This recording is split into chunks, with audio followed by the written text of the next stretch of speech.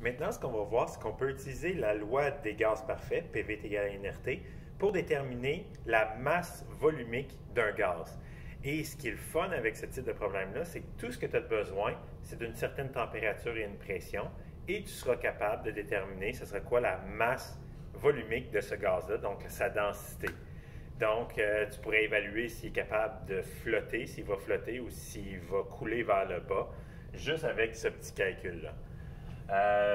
Cependant, pour le test, souvenez-vous que quand vous voulez déterminer une masse volumique, tu vas lire le problème et on dirait qu'il manque des données.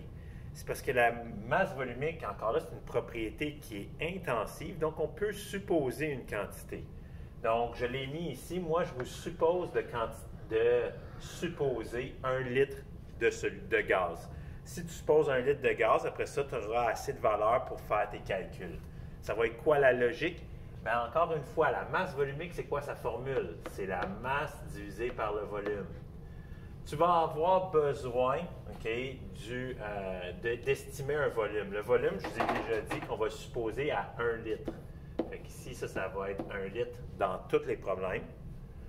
Ensuite, pour déterminer la masse de 1 litre, bien, la masse, on sait qu'on peut le trouver à l'aide du nombre de moles et la masse molaire du gaz. La masse molaire du gaz, on y a tout le temps accès aussitôt qu'on a la formule chimique du gaz. On utilise le tableau périodique, boum, on a la masse molaire. Le nombre de moles, lui, bien, on peut le trouver aussi à l'aide de la loi des gaz parfaits, en autant que j'ai la pression, la température et le volume. Et le volume, j'ai déjà supposé que c'était 1 litre. Donc, c'est pour ça que je vous disais que pour ce genre de problème-là, tout ce que tu as besoin, c'est d'une température, une pression, et c'est quoi la formule chimique du gaz pour être capable de trouver la masse molaire. Donc, si on analyse le problème ici, quelle sera la masse volumique? On cherche la masse volumique de l'azote gazeux, Hofbrinkel, à cette température-là et à cette pression-là. Donc, première chose qu'on voit, une température en degrés Celsius, ça me donne des petits frissons dans le dos. Ça, aussitôt, prends le temps de convertir ta température en Kelvin. Donc, c'est la température en degrés Celsius plus 273,15. Donc, on va faire ça tout de suite. 12,50 plus 273,15. Ça va nous donner 285,65 Kelvin. Ensuite, si on regardait notre plan ici, on va commencer ici, on va déterminer le nombre de moles, après ça, on va pouvoir déterminer la masse, puis après ça, on va pouvoir déterminer la masse volumique. Donc, le nombre de moles, PV sur RT, la pression, elle est donnée dans le problème. Le volume, on va le supposer à 1 litre. Donc, ici, supposons 1 litre de gaz. Remarquez que vous pouvez faire ce problème-là avec la quantité que vous souhaitez. Si pour toi, ça te rend heureux de faire le calcul avec 20 litres, bien, garde-toi, fais le calcul avec 20 litres, ça va fonctionner, ça va donner la même réponse. Donc, moi, j'ai dit que j'allais utiliser 1 litre avec beaucoup de chiffres significatifs. Donc, je pourrais mettre autant de chiffres significatifs, c'est une donnée que j'ai supposée. Ensuite, la masse, la constante universelle des gaz est toujours la même chose. Kilopascal, litre par mol, Kelvin. Et la température, je viens de la calculer en Kelvin, 285,65 Kelvin. Je calcule ça ici, ça va me donner un nombre de moles. Dans ce cas-ci, 5,3320 fois 10 à la moins 2 moles. Ensuite, je peux passer à la prochaine étape. J'ai trouvé le nombre de moles. Je pourrais trouver la masse. Donc, tout ce que j'ai besoin, c'est la masse molaire et ensuite faire une multiplication.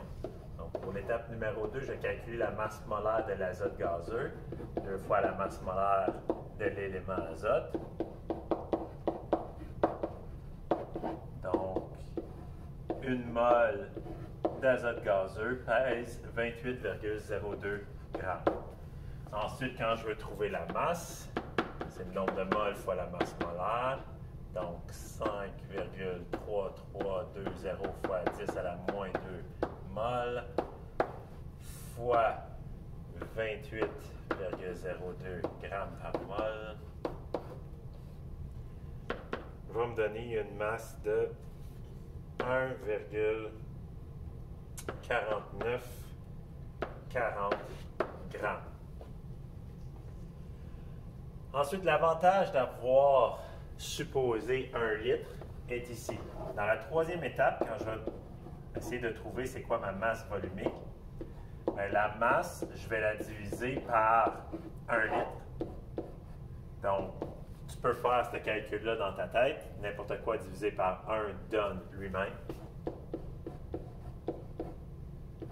Et les unités, c'est des grammes par litre. Je sais que la masse volumique, normalement, on calcule ça en grammes par millilitre pour les liquides et les solides. Mais pour les gaz, leur densité est tellement faible qu'on préfère utiliser des grammes par litre. Donc ça ici, ce que ça veut dire, c'est qu'un litre de ce gaz-là, d'azote pur, va peser 1,4940 grammes, okay, à la température et à la pression du problème. La dernière chose qu'il me reste à faire, arrondir avec le bon nombre de chiffres significatifs, et qu'on va aller regarder ça. Ici, ma masse molaire avait 4 chiffres significatifs. Donc, 4 chiffres significatifs. Ensuite, ici, j'avais 4 chiffres significatifs, mais après que j'ai fait le calcul, je suis rendu avec 5. Fait que la température avait 5 chiffres significatifs. La pression avec 5 chiffres significatifs. Fait qu'ici, étrangement, c'est ma masse molaire qui a le moins de chiffres significatifs. Donc, il va falloir que j'arrondisse ma réponse à 4 chiffres significatifs. Donc, je vais l'arrondir à 1,494 grammes par